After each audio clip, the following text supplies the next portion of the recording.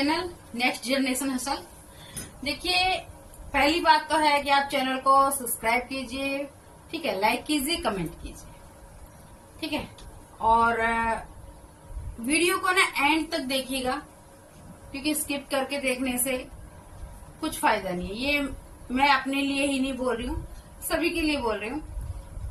किसी की भी हम वीडियो देखते हैं ना, तो स्किप करके ना देखें, कंटिन्यू देखेंगे ना तो हमें उस चीज का टॉपिक के बारे में पता चलता है, ठीक है। तो हम स्टार्ट करते हैं।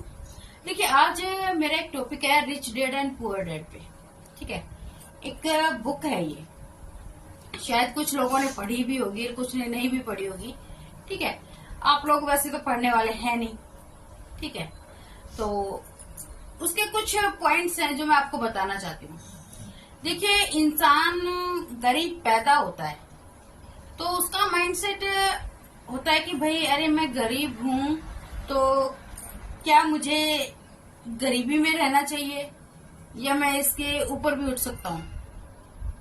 तो ऑब्वियसली उठ सकते हैं, बट वहां पे क्या है, आपकी सोच डिपेंड करती है, आपका माइंडसेट डिपेंड करता है। देखिए, एक होता है पुअर माइंडसेट और एक होता है रिच माइंडसेट, ठीक है। रिच माइंडसेट वो होता है जो भले ही पैदा गरीबी में हुआ हो, उसने देखी गरीबी है, पर उसका एक लक्ष्य है कि उसे गरीब मरना नहीं है, उसे कुछ ऐसा करना है जो दुनिया उसे याद करे। स्टार्ट तो सभी कर लेंगे, पर उस कामयाबी पे पहुंचते पहुंचते आधे लोग बीच में ही रुक जाते हैं, उस कामयाबी के शिखर को टच भी नहीं कर पाते। इसका कारण क्या है? इसका कारण टोटली माइंडसेट है, टोटली, ठीक है ना। अगर हमारा माइंडसेट अगर बोले कि हमें कामयाबी के शिखर पे जाना है तो कौन ही हमें रोक सकता है। माइंडसेट हमारा रिच होना चाहिए। हम अगर रिच माइंडसेट के साथ अगर कोई भी वर्क स्टार्ट करते हैं, काम स्टार्ट करते हैं या अपनी मेहनत किसी भी प्रकार की सेट करेंगे ना, तो हम उस चीज को उस कामयाबी के शिखर तक ले जा सकते हैं। वहीं अगर हम बात करें पुअर माइंडसेट की, पुअर माइंडसेट क्या सोचता है, अरे भाई जब हमारे बाप दादा नहीं कर पाए, जब हमारे पूर्वज ही नहीं कर पाए, तो हम क्या ही कर लेंगे, हम क्या ही उखाड़ लेंगे। बट वो वहां पर ये नहीं सोचता कि जो डिजिटल, जो आज का युग, जो हम एक सिंपल भाषा में बोलें, जो न्यू युग है, वो हमारे पास है, हमारे पूर्वजों के पास नहीं था। हमारे पास एक स्मार्ट मोबाइल फोन है, अच्छा नेटवर्क है, कंफर्टेबिलिटी है, ठीक है, और एक सबसे बड़ा हमारे पास फ्रीडम है, ठीक है ना। तो अपने माइंडसेट को चेंज कीजिए और आगे बढ़िए, अपने आप को चेंज कीजिए। ये अपने पूर्वजों के स्टेप बाय स्टेप चलने से थोड़ा सा हट के डिजिटल को अपनाइए। अरे पुअर माइंडसेट क्या सोचेगा, जो हमारे दादा परदादा ने किया हम भी वही करेंगे, उन्होंने खेती कृषि की हम भी वही करेंगे, उन्होंने भी घोड़ा मजदूरी की हम भी वही करेंगे। क्यों भाई, क्यों करेंगे? हम उससे आगे बढ़ के कुछ नहीं कर सकते। अरे एक छोटी सी कोशिश करके देखिए, छोटी सी कोशिश, आपकी एक छोटी सी कोशिश आपको पुअर माइंडसेट से रिच माइंडसेट में कन्वर्ट कर सकती है, ठीक है। बस कोशिश। मार हम कहां खा जाते हैं, हम अपना बैकग्राउंड को फॉलो कर रहे हैं। क्यों? अरे उन्होंने जो किया उनके हिसाब से वो उनके युग में सेट था, मानती हूं, बट हमारा युग डिजिटल युग है, क्या नहीं है। ऑनलाइन आप लोग फूड मंगा रहे हैं, कपड़े मंगा रहे हैं, हर सब्जी शॉपिंग, यहाँ तक कि आपका एक छोटे से छोटा काम भी मोबाइल पे हो रहा है। पहले चिट्ठियां भेजी जाती थी, तार भेजे जाते थे, आज एक फोन उठाया तुरंत हाल चाल पूछ लिया विदेश बैठे इंसान से।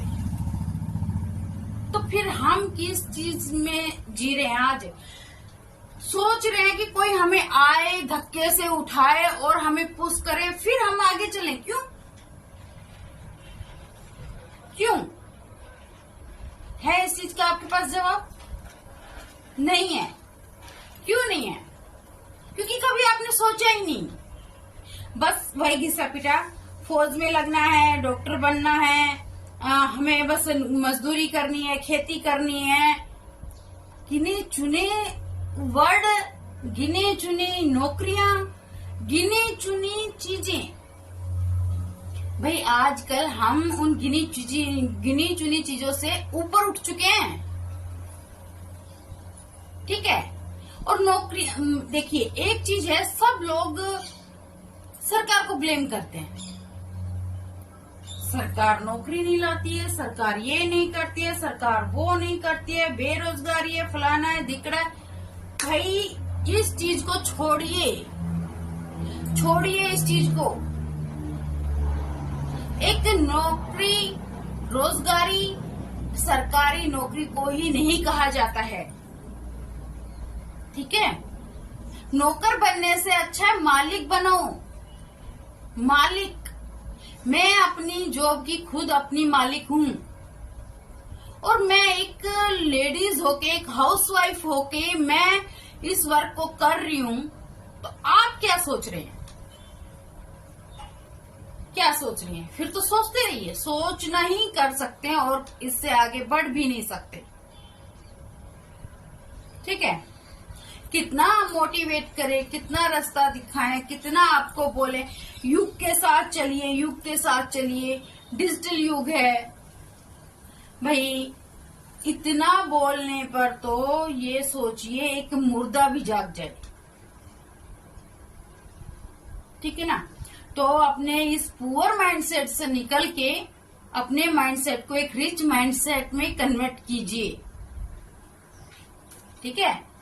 ताकि आप उस लायक बनो कि दो लोग आपसे मिलें तो आपको सर झुका के बात ना करनी पड़े, सर उठा के बात कीजिए। क्यों? क्योंकि मैं आज सर झुका के नहीं, सर उठा के बात करती हूँ और गर्व से बात करती हूँ। हाँ, मैं करती हूँ ऑनलाइन बिजनेस, मैं करती हूँ ऑनलाइन वर्क। बुराई क्या है इसमें? अरे ऑनलाइन ही है सब कुछ। टिकट बुक कर लो, फ्लाइट की, ट्रेन की, बस की, फूड ऑर्डर कर लो, कोई भी जोमेटो से कर लो, स्विगी से कर लो, हाँ? अपना टैक्सी बुक कर लो, या फिर अपने कपड़े ऑर्डर कर लो, फ्लिपकार्ट, अमेज़न, मीशो वगैरह, पता नहीं क्या क्या, सब ऑनलाइन तो है। सब कुछ ऑनलाइन है ना, तो फिर ऑनलाइन वर्क करने में क्या प्रॉब्लम है? भाई या तो आप कोई ऑनलाइन चीज यूज ना करें, ठीक है, तब तो माने। ठीक है ना? क्यों? एक तरफ तो आप बोलते कि ऑनलाइन काम नहीं चलते, ऑनलाइन चीज नहीं होती, ऑनलाइन ये, ऑनलाइन वो, ऑनलाइन फलाना दिखड़ा, पता नहीं क्या क्या। ठीक है? और फिर वहीं आप दूसरी साइड में ऑनलाइन गेम खेल रहे हैं, आप ऑनलाइन फूड ऑर्डर कर रहे हैं, आप ऑनलाइन शॉपिंग कर रहे हैं, टिकट बुक कर रहे हैं, क्या नहीं कर रहे हैं, पेमेंट तक ऑनलाइन है, जिस पर आपको पूरी जिंदगी निर्भर रहना है। आपकी पेमेंट, आपका बैलेंस, आपका बैंक अकाउंट, वो भी ऑनलाइन है। तो आप बात क्या कर रहे हैं ऑनलाइन वर्क के बारे में?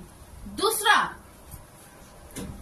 आप बोलते हैं कि ये काम जोड़ने वाला है।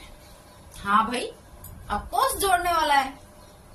जहां पर दुनिया घर तोड़ रही है, रिश्ते तोड़ रही है, फैमिली टूट रही है, वहां पर हम जोड़ने का काम करते हैं, लोगों को एक साथ लाने का काम करते हैं।